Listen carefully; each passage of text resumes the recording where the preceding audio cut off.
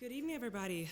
Thank you. Thank you for joining us tonight for a reading and conversation with authors Jaime Cortez and Dino Piacentini.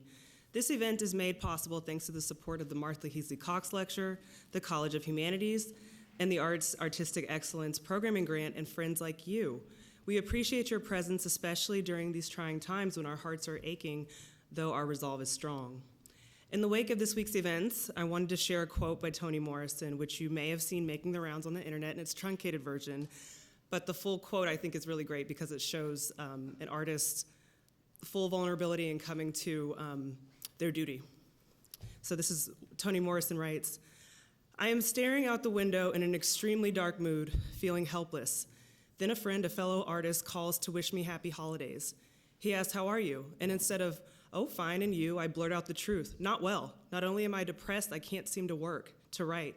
It's as though I'm paralyzed, unable to write anything more in the novel I've begun. I've never felt this way before, but the election. I'm about to explain with further detail when he interrupts, shouting, 'No, no, no, no, no, no. This is precisely the time when artists go to work, not when everything is fine, but in times of dread. That's our job.' I felt foolish the rest of the morning, especially when I recalled the artists who had done their work in gulags, prison cells, hospital beds, who did their work while hounded, exiled, reviled, pilloried, and those who were executed. This is precisely the time when artists go to work. There is no time for despair, no place for self-pity, no need for silence, no room for fear. We speak, we write, we do language. That is how civilizations heal.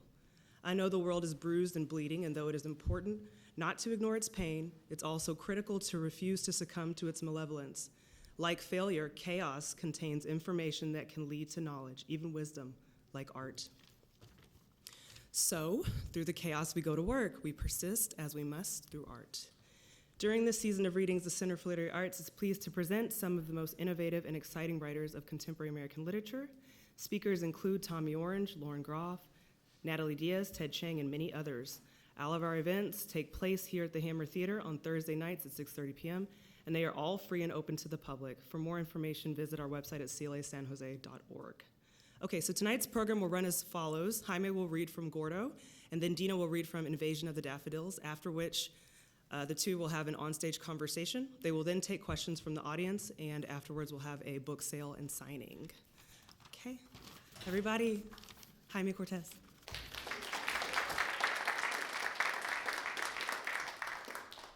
Good evening, everybody. Thank you for coming out. What a pleasure to be here with you this week, which, as you noted, is a week when a lot of people are having a hard time. And I'm glad to see your faces here, and I'm glad to be connecting with you in whatever way we can today. I'm Jaime Cortez, and I'm going to be reading to you from my debut short story collection, Gordo. And I want to give you a choice. So you have two options. And we're going to decide by the applause-o-meter. And I'm going to tell you what the two options are first, and then we're going to go back and you're going to cheer for the one that you want the most. So either you get to hear about the sacred donut or the artist bully. So if you want the sacred donut, cheer. Solid. If you want the artist bully, cheer. Donut it is. My stories in this collection, most of the stories take place in a migrant farm worker camp in San Juan Bautista, which, if you guys know this area, is just a few miles south of here, south of Gilroy, near Hollister. And it's a farm worker camp, and it's in the 70s. And the narrator is, I don't know, maybe 9 years old, and is a very observant and kind of precocious kid who doesn't know he's queer yet, and it has no relation to me whatsoever. So let me take a little sip of water.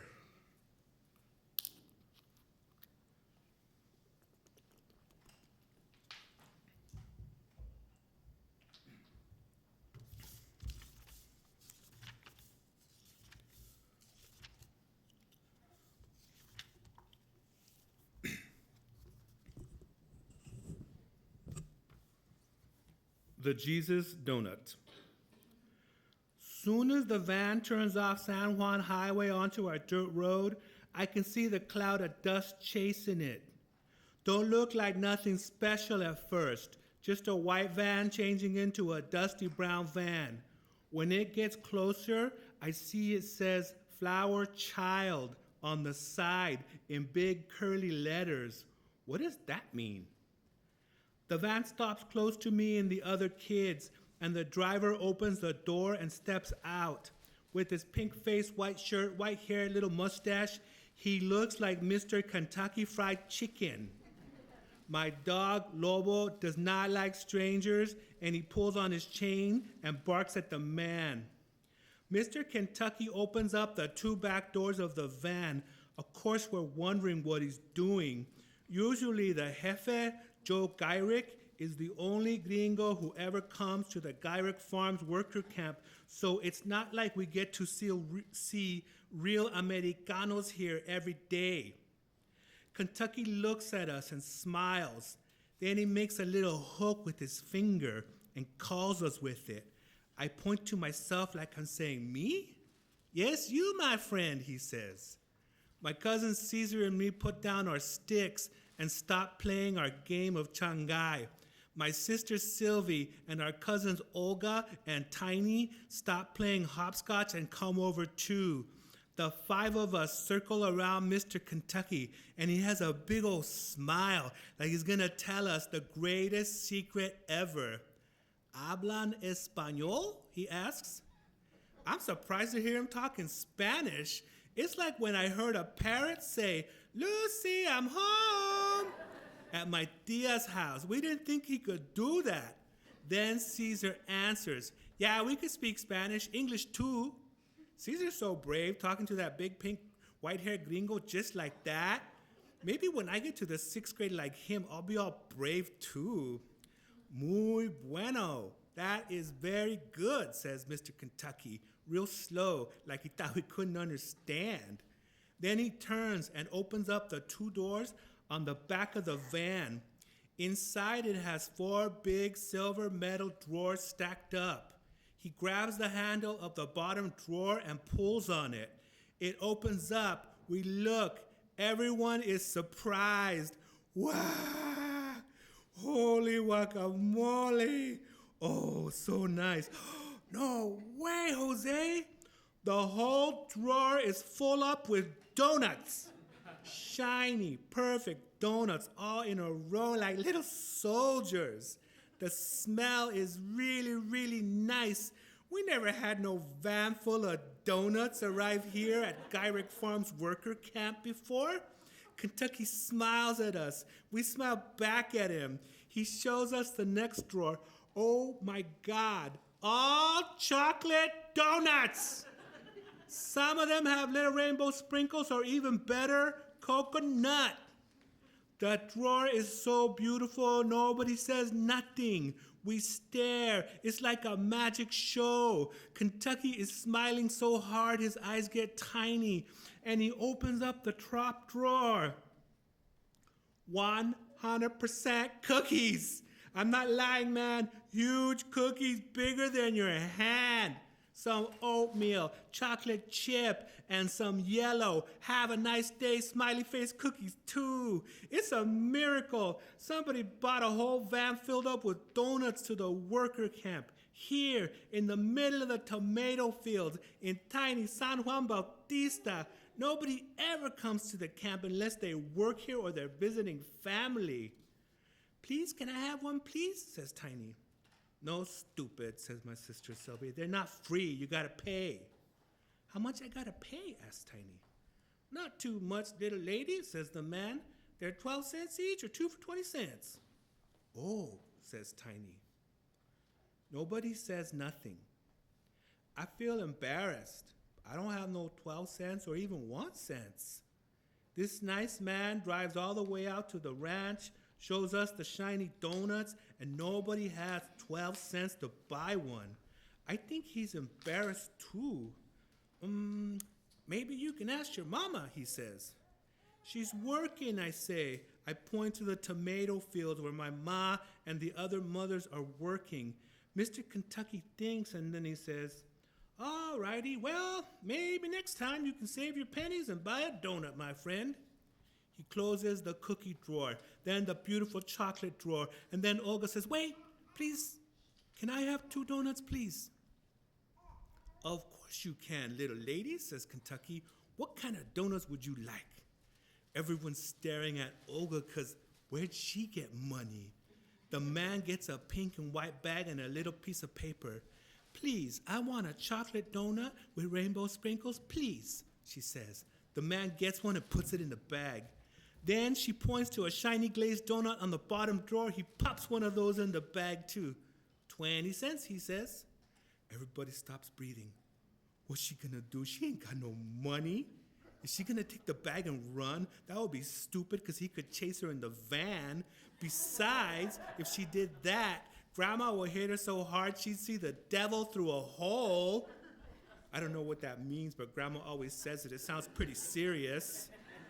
Olga bends down and unties one of her tannies. She takes it off her foot, and there, in the bottom of the stinky shoe, is a perfect shiny quarter. She picks it up, wipes it on her dress, gives it to him. Mr. Kentucky takes the quarter, puts it into a change machine on his belt, pops out a nickel, and gives it to her. It's like a present. Thank you, darling, he says. Thank you, mister, she says. Anyone else, he asks. No one says yes, no one says no. So he smiles and closes up the drawers, shuts the back doors, and gets into the van.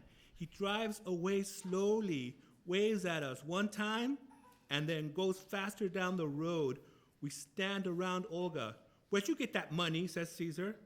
My papi gave me 2 quarters for my domingo because I helped around the house. They pay you to help around the house, says Sylvie. She's really surprised. I can't believe it either. Liar, says Sylvie. Nobody gets paid to help around the house. Well, believe it or don't, I got paid, says Olga. She looks really happy. Hey, Olga, says Tiny, what are you going to do with the extra donut? It's not an extra donut, bonehead, says Caesar. You know what she's going to do? She's going to scarf those donuts up, both of them. His voice sounds like something that got dropped and then broke. I'm just asking, that's all, says Tiny. I think she wants to cry. I don't blame her. You guys want some donuts, says Olga. Really, I ask. Yeah, she says. She's going to share the fancy donuts. I can hardly believe it. Heck yeah, I want some, says Caesar. You could have some, she says, but you got to do what I say, and you can't taste the chocolate one. Well, what do we have to do, says Sylvie. First, you cochinos have to wash your dirty hands and your faces and fix your hair like on Sunday. What for, says Sylvie. I don't have to tell you what for. If you want donut, you do what I say. Olga says. So we go into the big shower room where everybody goes to clean up after work. There's 2 big sinks and 3 showers. We use the big brown brick of Lidio soap to wash our faces. I wet my hands and push the wild curls down with my hands. I dry my hands on my pants like Caesar, and we walk back out. Now you have to get in line on your knees, says Olga. This is stupid, says Caesar. If you don't like it, go away, Caesar. But if you want donut, do what I say. Dang, Olga's brave just like Caesar. Caesar thinks for a moment, then he gets on his knees. One by one, we all do the same and get in line. Olga goes to the first person. It's Sylvie. She cuts off a little piece of donut between 2 fingers, holds it next to Sylvie's mouth and says, Body of Christ.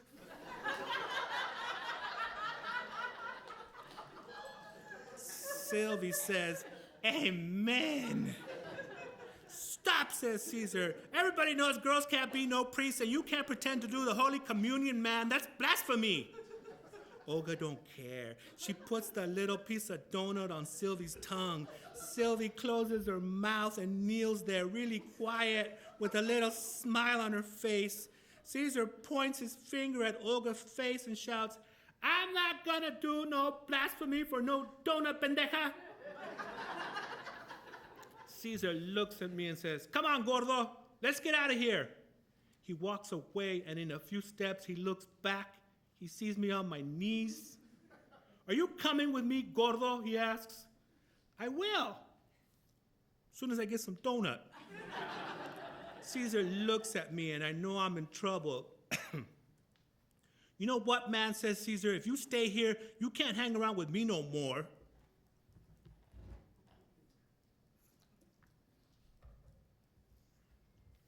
Oh man, this is serious. I want to follow him around 50%, but I want donut 90%. So I stay. Caesar nods his head and walks away, kicking up dirt at us like a cat burying poop. Olga goes down the line and gives everybody some Jesus donut. I'm the second to the last, and I watch while she gives everybody communion. They go, and the donut gets smaller and smaller. The little rocks I'm kneeling on hurt my knees. I keep thinking I should have put myself first in line. Then I wouldn't have to be kneeling in the dirt, afraid the donut will finish before it gets to me. But lucky for me, when she finally gets to me, there's a lot of donut left. She cuts off a piece, looks at me, and says, "Body of Christ." "Amen," I say. I open my mouth. She puts the piece of donut on my tongue. I close my mouth. I close my eyes. This is what Jesus should taste like. Yeah, it should be like this in church. When you have the body of Christ on your tongue, it should taste like a sweet donut cloud that gets tinier and tinier in your mouth, and then it disappears, and you know he's good. Thank you.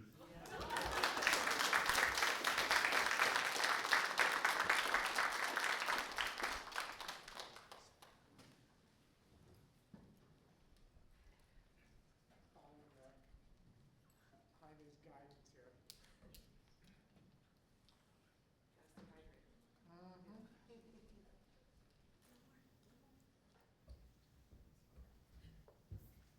Well, that was absolutely wonderful. Of course, I knew it would be. I love this book, Jaime's book. Definitely, if you haven't read it yet, you got to pick it up. It's so good. So my name is Dino Enrique Piacentini, and this novel, Invasion of the Daffodils, just released a few weeks ago, and so I'm really happy to be here to read from it and talk about it here in San Jose. Yeah, thank you. My family's from San Jose, and I grew up in LA, and we used to come up here every year. You know, we'd pile in the car, 4:30 in the morning, drive up the 8 hours or so up the 101, me throwing up 3 times or so at least, you know, getting car sick. It was great. But it was wonderful, actually, because we got to see family, and yeah, very big family here. Some of them are here tonight, so I'm very excited about that. It means a lot. So, Invasion of the Daffodils it's set in the early 50s, 1951, on an island off the coast of California, and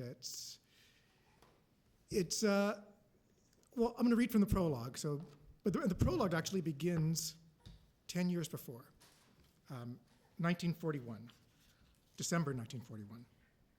It's called The Drowned Man.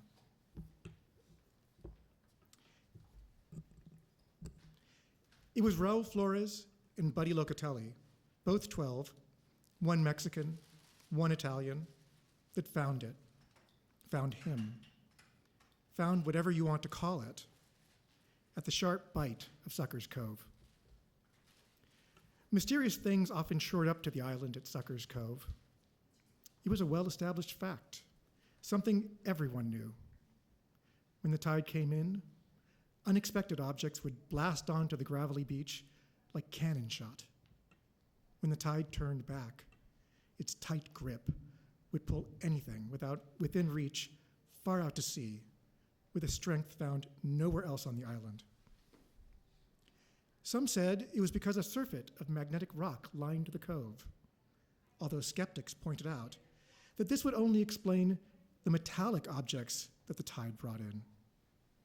A few hypothesized that there was an underground river that crossed the island at Sucker's Cove, and that its subterranean current dragged objects into and out of the cove. But a river that flowed underneath an island and flowed both ways?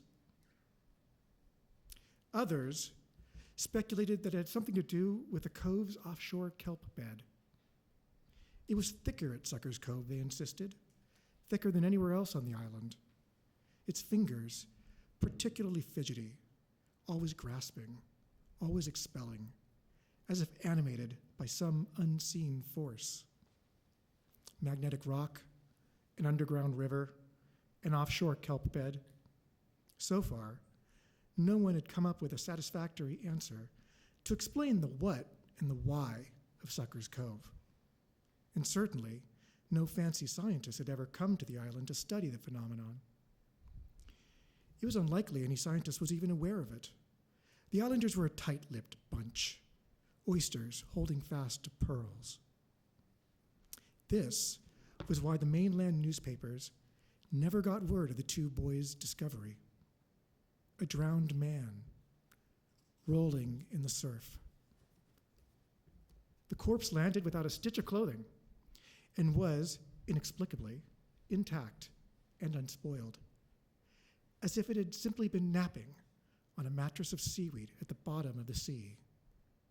No bloating, no bloody patches of nibbled-off flesh, not even a whiff of rot. It had hard calluses on its hands and the soles of its feet. Its slick black hair was sheared straight across its forehead into a high curtain of clumsy bangs, and its naked brown skin glowed like a paper lantern lit from within. When the two boys pried open the corpse's eyelids, Raoul took the left lid, Buddy the right.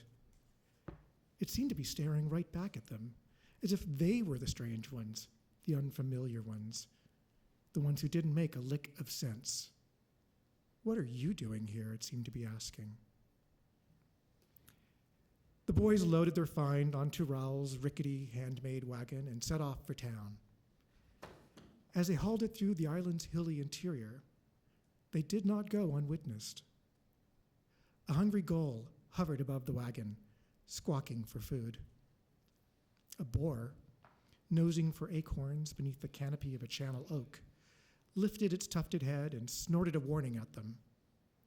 A fence lizard, warming its blue belly on a sun-exposed rock, scrambled away from the intruders, inadvertently saving itself from a nearby rattler that had been eyeing the nodding tick of its head.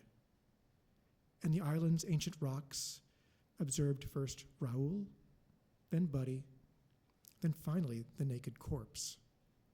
Oh, him again, they muttered to themselves, with all the lassitude that age bestows. If the island's rocks were indifferent to the boys' discovery, the island's townspeople were not. Who? What? How? For once, Mr. Ponte, the school principal, did not have the answers. Mr. Marziano, the town's grocer, boldly pressed 2 fingers and a thumb into the corpse's left hip. Firm as a fresh-plucked peach, he declared. Mrs. Barocco, shocked by the corpse's glistening nudity, insisted they cover him up. She directed her husband's 2 lackeys, the Moreno brothers, Fede and El Raton, to get up off their duffs and locate some suitable clothing. But the rest of the townswomen, their eyes sliding from the corpse's seal black hair to the area immediately below its waist, waved her concerns away. He's fine just the way he is. When questioned whether it could possibly be the body of a saint, for only the remains of saints could so resist the indignity of decomposition, Father Mithi utterly refuted the possibility. The cadaver smelled of salt and fish, he noted, not attar of roses. He held up an illustration from the Book of Saints, Saint Sebastian, fair-skinned, golden-locked, pierced with arrows, his naked bits wrapped in a modest gauze. Then nodded towards the drowned man and pointedly asked the assembled crowd, "Does that look like a saint to you?" Eyes scanned the corpse's dark brown skin, the flat, wide pane of its face. The priest had made his case. A fierce debate ensued about what to do with it. Surely, now that it was removed from its undersea resting place, it would start to decay. Bury it, some said. Burn it, others countered. Nonsense, Principal Ponte scoffed. It is an important artifact of our town's history. He suggested propping it up under a glass case in the school library, right next to an old Chumash bone whistle, a set of wrought iron tools from a dispossessed ranchero, and 6 fraying cues of hair sliced from the heads of rebellious Chinese workers brought over to lay down the roads, town's roads 50 years ago. Heads bumped, swords crossed, and horns locked. A special town meeting to determine the corpse's fate very nearly ended up in an out-and-out brawl. They gave it a few days to let tempers cool, figure things out. In the interim, they laid the corpse in the back freezer of the Scanty, a tourist bar shut up for the winter. 3 mornings later, the bar's freezer door was discovered unscrewed, lifted from its hinges, and positioned right next to the freezer's open mouth, as if it were a treasured family photograph placed carefully atop a bedroom dresser. The corpse was gone. Anna Maria Pacelli, one of the town's many weeknight drunkards, claimed that she had witnessed a dark shadow that looked an awful lot like the drowned man slipping down the alley behind the bar the previous night. Broad shoulders, she slurred. Narrow waist, ever so tall and below. Father Meathy called a special mass and declared this proof that the devil was alive and active in their community.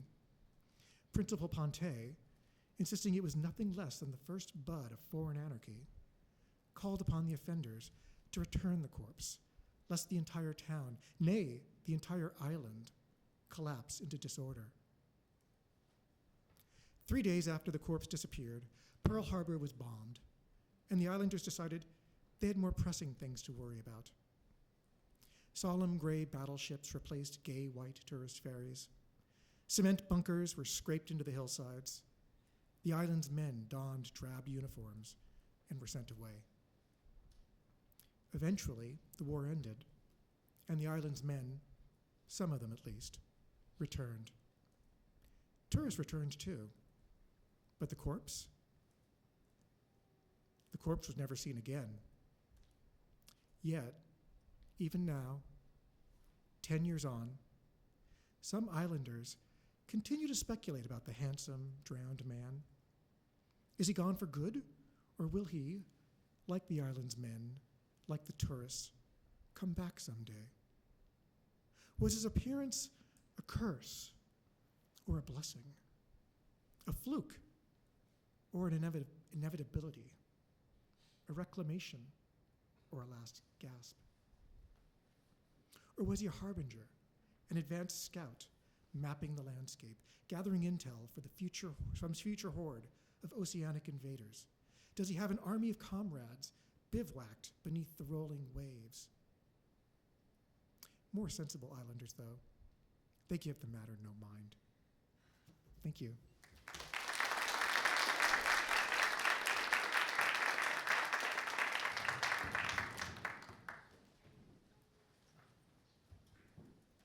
Lovely. Thank you. You too. Very funny. Are we live? The mics? Yes. Okay, great. Great. Thank you. Well, I'd like to kick off our conversations, and I'm really interested in, the ways that our books have these commonalities, as different as they are in setting and stuff. But and one of the things that was interesting for me in thinking about the 2 books was the role of place in making the stories, and how place shapes everything for both of us. And I wonder if you just want to hold forth a little bit of that, and I'm happy to jump in on it as well. Sure. So for me, I mean, the place that this island, or that this book is set on, is this island that's modeled after Catalina Island, where my dad's family is from. But it is and it isn't Catalina. Catalina was a place for me where stories occurred, family lore. So I wanted to kind of capture that in this book.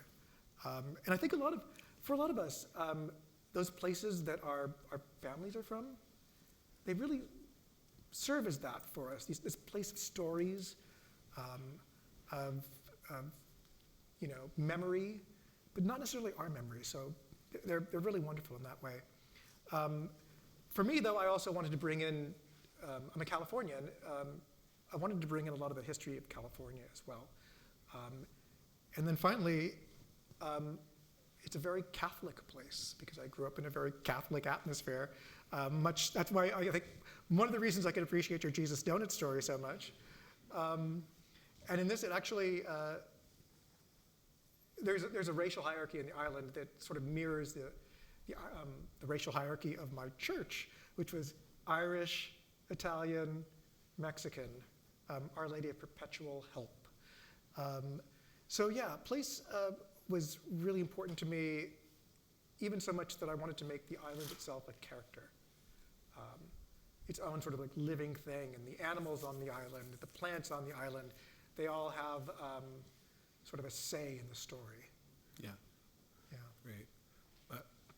I want to talk about place as well, but I also want to jump back on a little bit on the theme that you talked about, was the Catholicism and how that makes the cultures kind of cousins to each other, as different as they are and as much hierarchy as there is between them.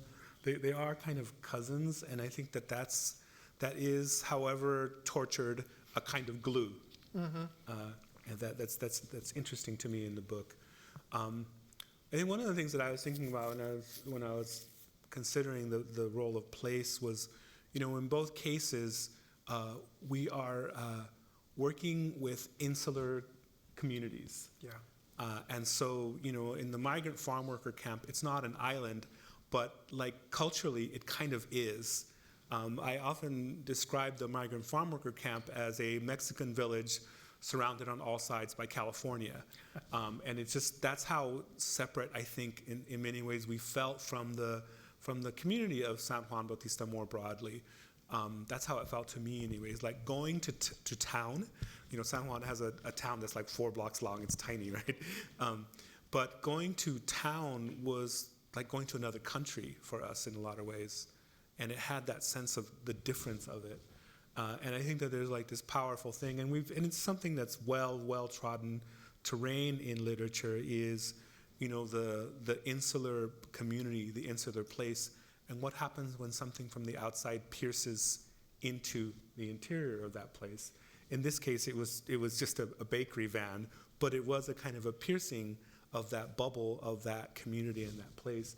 And in this case, it's these invasive species of daffodils that causes some crazy problems on the island.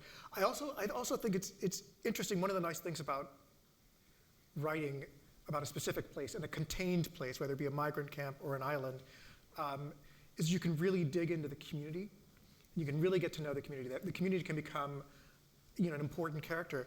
And I love in Gordo where we have this place, and because the stories take place over time, over this character's youth and young teenage years and even young adulthood, we kind of get to follow this community over the course of the years. I mean, like Olga returns, Sylvie returns, even when, the character is now Raimundo. Yeah. And I love that. Yeah, and I should say the character that you're referring to is actually not Gordo, grown up. A lot of people thought that, and I understand why, but it's not. But I think that also kind of in a similar vein, I think there's a way that, like when you're dealing with these insular communities, it's kind of a cultural and narrative petri dish, and it's a kind of experiment that you can have about what happens when there's a certain level of isolation from everything else in these places, and what bubbles up in that petri dish, in that kind of relative isolation of them. And that's something that's also for me really a rich thing as well, to imagine, what happens in that insularity. I think the other kind of cultural thing that's interesting to me is what is the culture and the society that kids form in the absence of adults. When adults are not there, what is the culture that little kids make? And in your story, the way they found that body and the way they engage with it, that's like the culture of kids. They want to pop open their eyes and see what's in there, right? And obviously my story as well is like very much about like this kind of society of children and the hierarchies that children create when they make societies. So that's something that's really rich, I think, as well, that I enjoy in yours. I feel like some folks have asked me, is it a microcosm of California, this novel? And I don't know that it is, because California is much broader than what you find on this island. But I can understand that it does feel like a microcosm of something, of a society. It's just like your workers' camp and your group of kids, where it feels like it seems to have more capaciousness. It goes beyond just the borders of this place, and it feels like a larger sort of social structure and social systems, and it makes us reflect on that, I think. Yeah. Yes. That little worker camp, it's a little fractal of something much bigger, which is the experience of people in a new country, right? Yeah. When you immigrate and you're in a new country and your children are of the new place, but you are not, that I think is one of the kind of microcosms that is represented there. So one other thing I think that our books have in common is that they're looking at these young, queer Chicano boys kind of getting a sense, they're young, of their sexuality, and it's creating ripples in their community and, of course, in their family. And I'd love to hear you talk about, for example, the relationship between your narrator and his father and the larger community, and this sort of, there's a desire to sort of, in a way, be seen as one of the boys, but he doesn't feel like he's necessarily one of the boys. Yeah, I think that, that relationship between Gordo and his father is one that I worked hard on trying to develop it and trying to understand it as well. I did several hours of interviews with my dad, just asking him about his life, and it was just a way of trying to understand it. It's remarkable how much parents do not tell their children about their life. It's kind of extraordinary, really, how much is not known, how much they withhold, perhaps to protect the child, or because they just don't want to talk about that history. But I was kind of doing those interviews, and I'm so glad I did those before he passed away, and got to learn some things that I just didn't know, or that had only been hinted at, and that I needed to excavate further with him. I learned that because his father, his own biological father, had passed away when he was just 3 years old. At 4 years old, he was out on the streets selling newspapers to try to help the family, keep the family from starving. And I'm imagining like a 4-year-old kid out in the city streets in Mexicali, the border city, trying to survive, and the harshness of that, and the vulnerability of that, and the predatory other kids, the other street kids that were also trying to survive, trying to feed themselves, who would be predatory to the other little kids, steal their money. If they had come out to sell something edible, they would steal the food sometimes. It was all, the actions of desperation. And I'm just thinking about this little kid out there working like an adult in a really perilous world where he was extremely vulnerable. And I thought, wow, like just how that shapes your worldview forever, if that's what you came out of. And it gave me like this. It was heartbreaking to understand more and more, like, oh, that's why you're that way. Okay, I get it a little more now. And what I kind of came to understand in working on this story was that, my father was the story here is very much based on my life, and the relationship with the father is very much based on my own relationship with my father. And I realized that, that was how he knew to love. The way he knew to love was to teach a kid to armor up, because the world is savage and it's going to break you, and you better be ready. And that was his form of love. And it was harsh, but it was love. And I think that was one of the things that really kind of came home to me in the interview process, but also just in the writing process of trying to understand, we are so broken in so many ways. And unless we figure out how to work on that, we can only transmit the brokenness, And I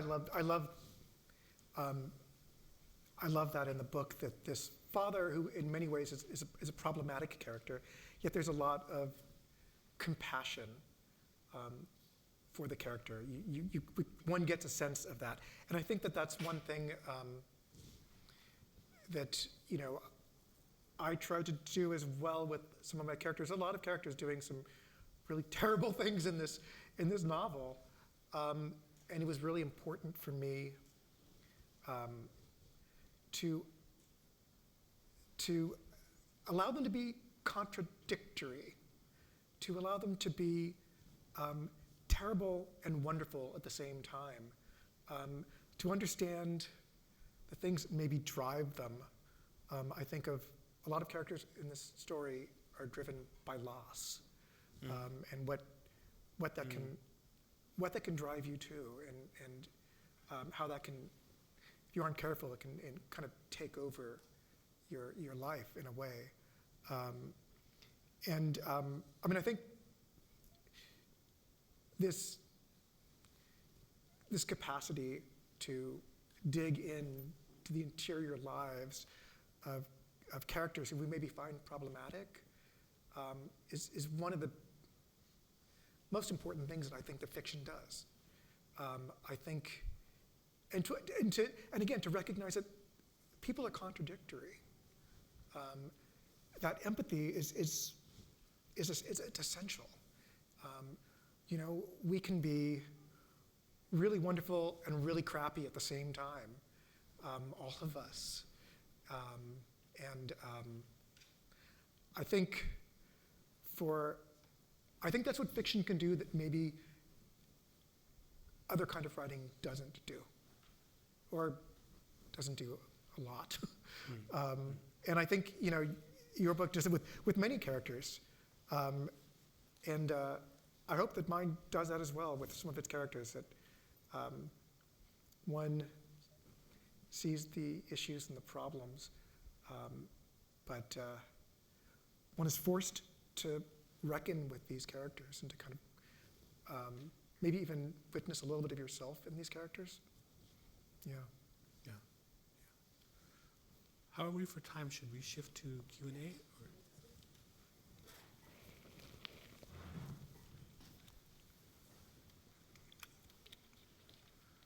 So we're opening it to questions from you if you'd like to ask.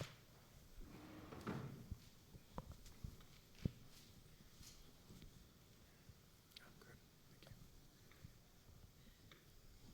There we go. Thank you.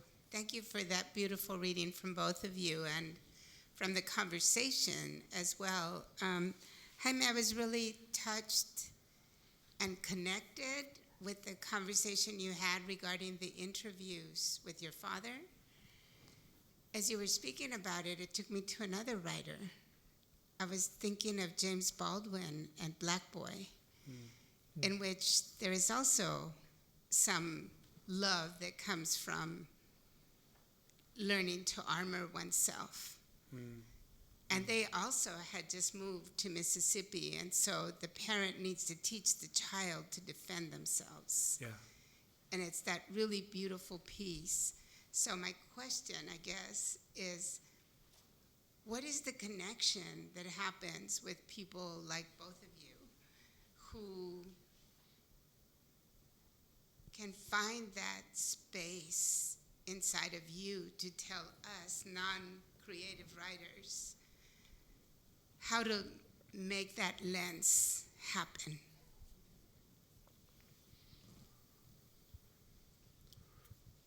I think,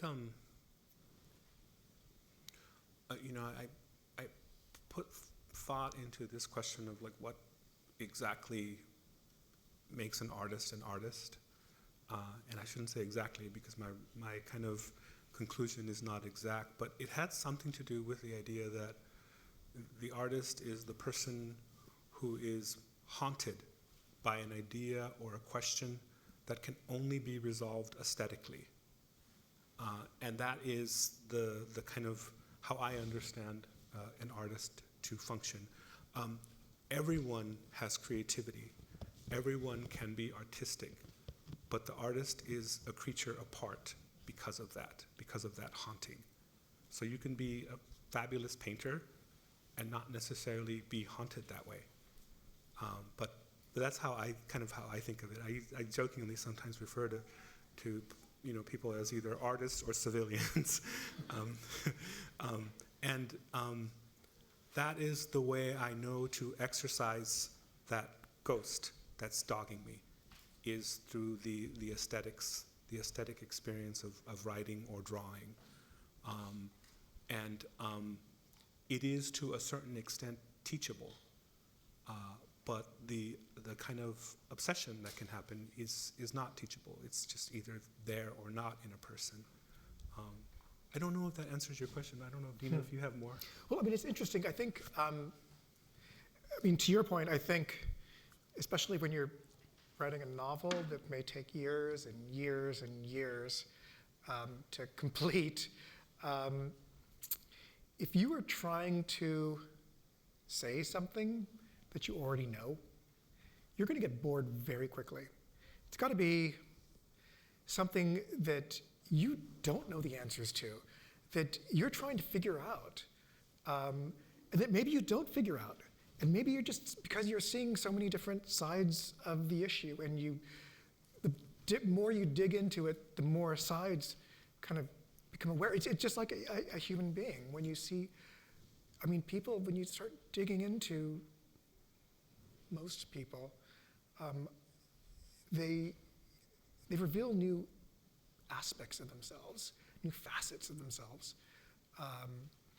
So yeah, I mean, I think one needs, you're right, I think artists, they have to be obsessed by whatever they're writing about. And I don't know that I have the answer. I mean, especially as I get older, I have the answers to anything, but certainly I don't know that my book has the answers to the questions it asks. I think it plumbs them in different ways. But yeah. Yeah, I love that. It reminds me of something. I did my MFA in visual art, actually, because drawing was my first love. And I ended up doing my master's in art.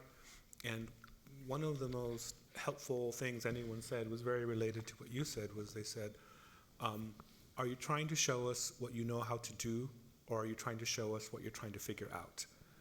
And I thought that was such a beautiful, concise summation of different approaches that you can have to show what you're wrestling with, to show what you're fumbling and stumbling with, can be so very beautiful and so vulnerable and create this intense connection for people.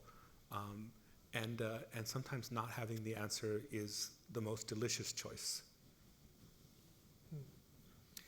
And I think that's actually another point of connection with Jaime and me that I wanted to bring up. We both actually come out of the visual arts, and we both were involved with Galleria de la Raza in San Francisco in the 90s, so quite a while ago. And part of me, it was interesting, I think, watching a lot of the artists I really admired who came out of the Chicano movement, the first one who comes to mind is Amalia Mesa Baines, amazing artist.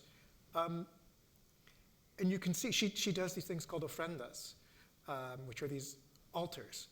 And she does amazing work with it.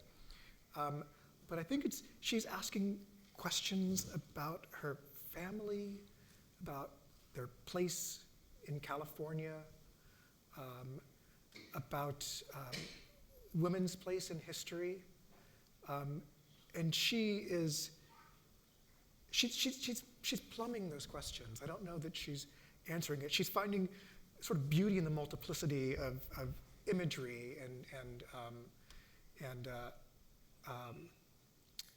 characters even that those questions bring up. And I think, to some extent, that's what I'm hoping, and I think your book does, and I'm hoping my book does as well, is that it's there's a lot of questions about family and one's place in it that I think both of our books are interested in. Both come from out of visual arts, and I'm curious as to how your different artistic practices or your visual arts practices have informed your writing, right? Either descriptive writing or just maybe in ways I can't, as a non-visual artist, Yeah. Might not be able to imagine. So I'm curious. Sure, and the question was, given that we both kind of have a history in the visual arts, how does that kind of impact the way that we write or the way we think about writing? For me, it's a very strong kind of relationship between the two. And at a certain point, I realized, when I write, it's a very cinematic experience in my head. Like I am seeing it in a super concrete way, and my writing manifests that. I try to make it visual, very visual. It's also kind of cinematic to the extent that I do not spend a lot of time in my characters' heads. Rather, I let the words and actions tell us what is happening internally. So that's something that's really, to me, about being a visual creature that way. And I think very critically, I learned over time that I draw stories and I write pictures. And that's constantly happening with me, not intentionally. That's just the way my mind works. That's the way my creative kind of impulses take me. So yeah, I think that the relationship between the two is like that for me. Yeah, I think so. The visual arts were sort of a detour for me. I grew up reading so much, loving writing, but not thinking I, for whatever reason, had a right to kind of do it. I didn't really come to writing until my mid-30s. But I had these creative urges. So I got to college and I decided to study visual art. I took a film class with this wonderful filmmaker called Chick Strand, she did sort of experimental films. And I think I learned from that experience that to make art is to play. It's to get away from your initial ideas, that knowing to a place where you're exploring. And I had learned that from Chick. But then I also think I had always had a very strong visual sense that I had sort of tapped into my whole life. If not, I certainly did in those classes. And I think my writing is very, very sensory. There's a lot of, especially visual stuff in it. And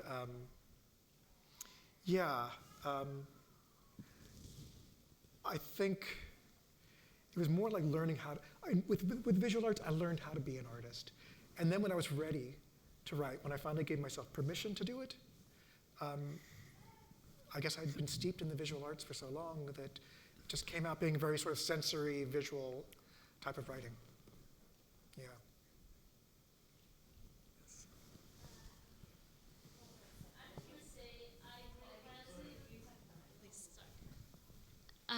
I just want to say, Sorry, this is my first time. I really love your books, and I never haven't read them, but I want to read them once I go home. But I really love the Jesus Donut. It's kind of like really funny. It's really funny. It's just like I was like, oh, and now I started like getting invested with the comedy, and the World War II book. I don't really know much about it, but the more I listen, the more like, oh, that's what World War II is like. I'm in a creative writing degree, and I'm really excited, but sometimes I get this like fear in the back of my mind. Is like, is my story like really good enough? How do I put all my characters into this little tiny book I call paper? But but the biggest question I want to say is, how do you manage to come up with the stories, the characters, and even like the title itself? How do you make like the character and the title is good? Like, how do you manage to like create these characters and the story itself? So yeah, the question was, how do you know the characters and the stories and even the title are good? How do you create them and get a sense of them working essentially? I would say you never know. That's the hard thing about being a writer. In fact, I think you're always there's so much self-doubt. There's a lot that's really hard about it.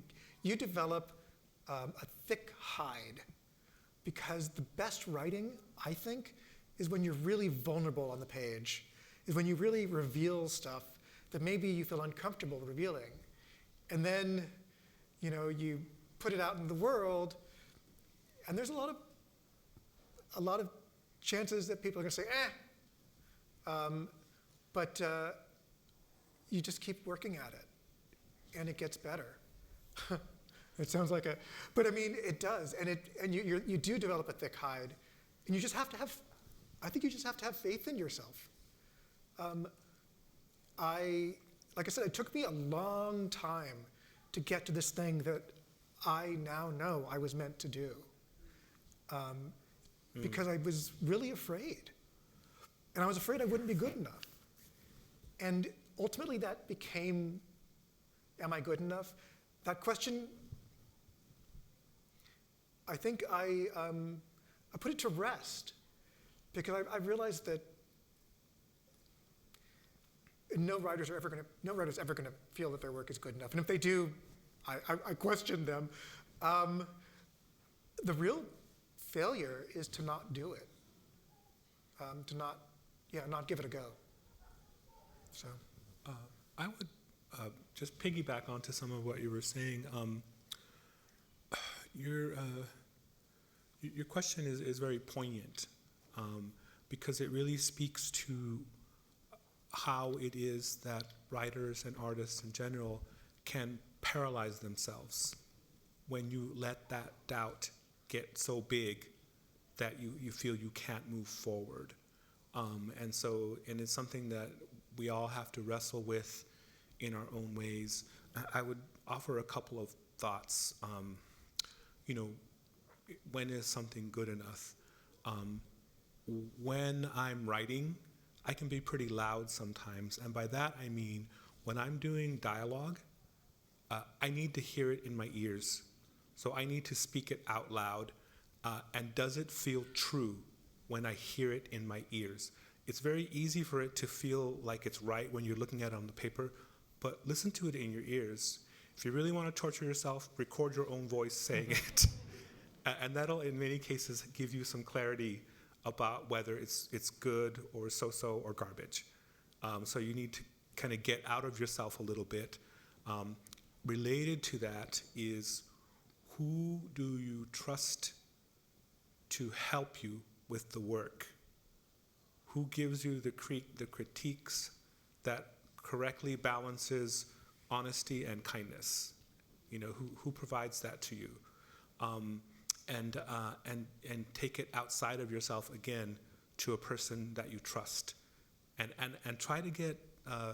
In many ways, you want to have a certain amount of specificity when you ask for the feedback. That's a really tricky question sometimes. Like, if you want to paralyze a student in a conversation and they say, I want feedback, And you say, great, what do you want in the feedback? What do you need? It's a really hard question in a lot of ways. And sometimes it's kind of awkward to say, well, what I really want is to be supported. Or some of them will say, just be brutal, say whatever you want. Some of them will say, I need you to talk to me about narrative flow. Does this story have torque? Does it move forward well? Just really try to think about what is it that you need in the feedback. And I think the other tricky thing is that as you work on your craft, the demands you put on yourself keep ratcheting up. I remember being once, I had some friends over for dinner, and my friend Cedric Brown was there, and we were having a few drinks, and Cedric was a singer. And he just started singing, and we're sitting there with just tears streaming down my face. The guy sings like an angel, just the most beautiful, clean tenor voice, beautiful tone, beautiful range, everything was gorgeous. We're just sitting there, just kind of teary-eyed. And he finishes, and he just has this sour look on his face, and he says, God damn, that was crap. And you're like, oh, okay, that's what happens. Like, when you get that good, you get that exacting about the craft, and that can also be a challenge to the things.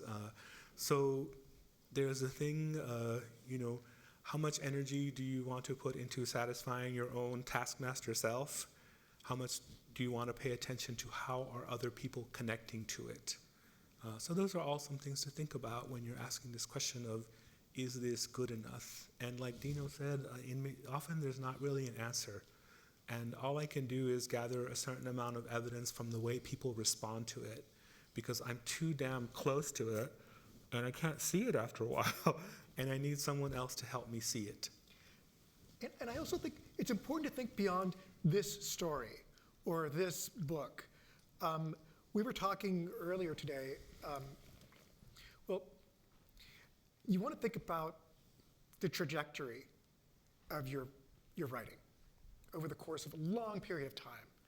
And sometimes, there'll be like some really wonderful writers I love, that do a book and you're like, I don't know if this is really working. And then the next book is amazing, because they were trying to figure something out and they didn't quite get it in that story or that novel. But then they're like on it with the next one, because they learned something really important. So it's not just about, is this story good, but what is this story, how is this story helping me as a writer? How is it helping me grow as a writer? What am I working on in this story? What am I figuring out?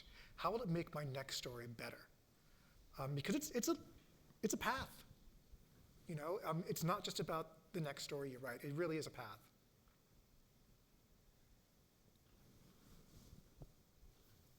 This might be like a subjective question, but you mentioned the way that like our parents kind of wall up their lives and like the stories that they have.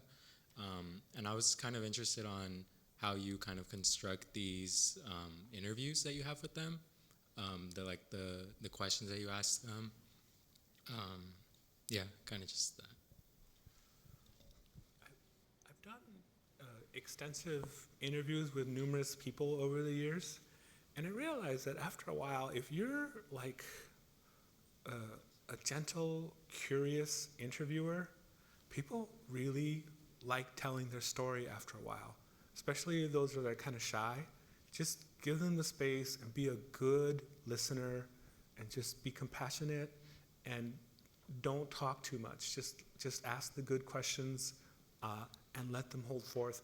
Wow, people will open up, and you realize that like people are, they want to be heard. Even the ones that might seem like they're reticent or shy, they are hungry to be heard, hungry to be seen. And that's been very consistently my experience, is that if you ask with curiosity and love and compassion, you will get the story out of them. That doesn't always work. I know people who, for instance, whose parents had experienced war, super traumatic stuff, right? And they are a clam. They just can't get them to open up about it. But that in itself is a story, right? The silences. Yeah, I mean, I would just say it's very important, as Jaime says, to let folks talk and to listen, like really listen. But there are other ways. I mean, so when I was in my early 20s, my mom, they were migrant workers, and they went from place to place to place before they finally settled here in San Jose. And she'd always told stories about the camps. They were wonderful and charming.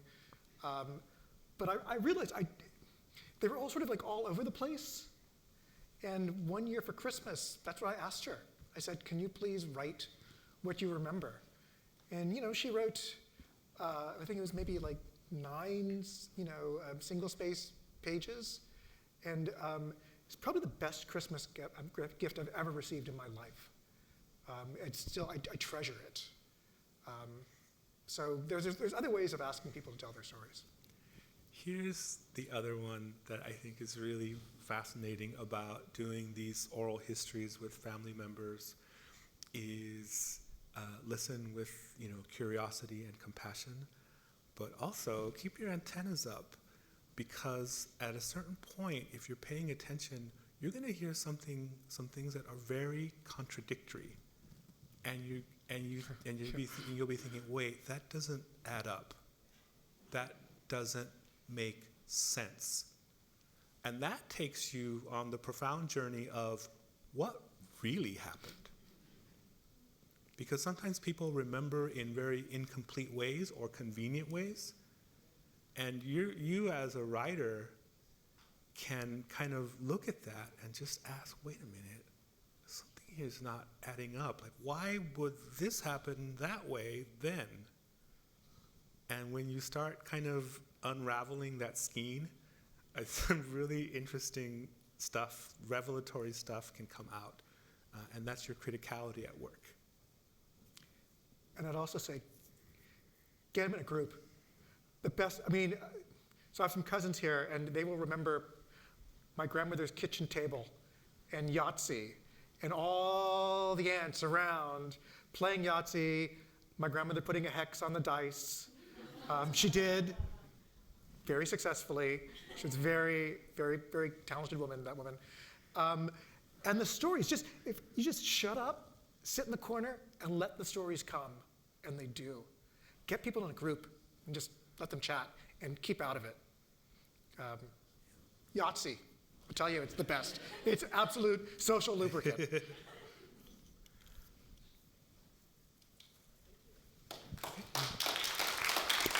you. Can you show the last slide, Dan, please? Thank y'all so much for coming out tonight. If you could, please take a quick survey. It'll help us make these events great. And this goes to the people who helped us pay for this event tonight. So please go ahead and do the survey. Also, we have a book sale and signing. Please get a copy of Invasion of the Daffodils and Gordo. Thanks for coming, guys. Good night.